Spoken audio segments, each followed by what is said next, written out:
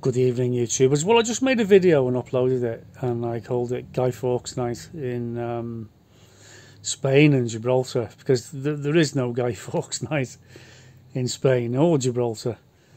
And a lot of people have said to me, I've never heard of him, who's Guy Fawkes? Let me just turn that light down a little bit. It's a bit bright, but I need something. How's that? Still a bit bright. Anyway, yeah, a lot of people said to me, who's Guy Fawkes? Now,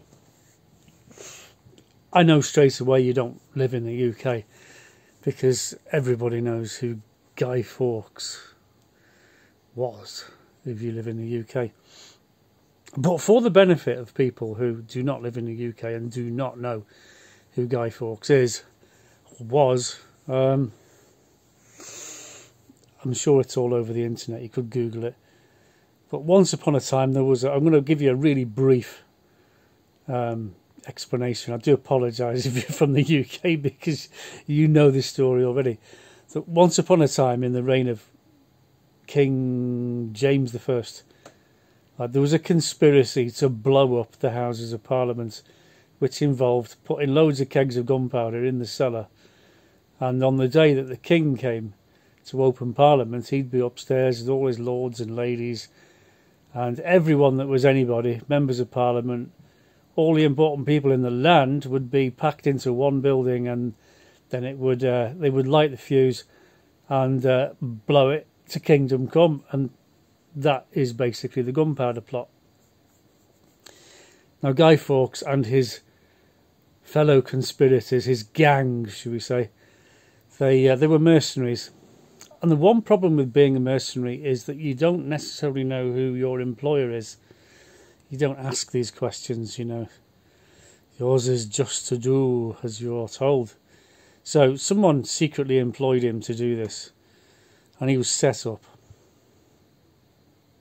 He was set up, okay, because I reckon the person that employed him was King James I himself.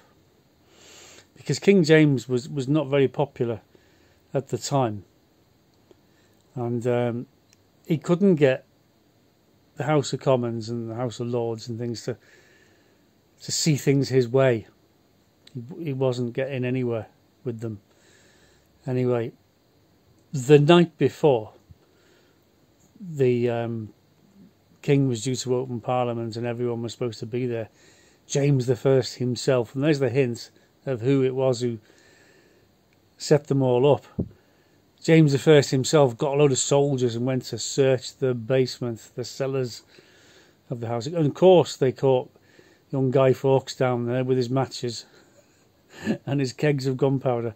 A lot of the kegs were damp as well. This is another little slant on the story. So while they were giving them gunpowder, they didn't really want them to blow the place up. But anyway, cut a long story short, they were all caught.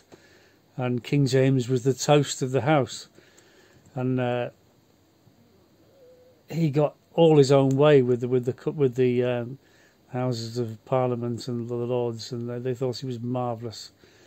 And those evil gunpowder conspirators all got dragged off to be burnt to death and hung, drawn, and quartered, and you name it.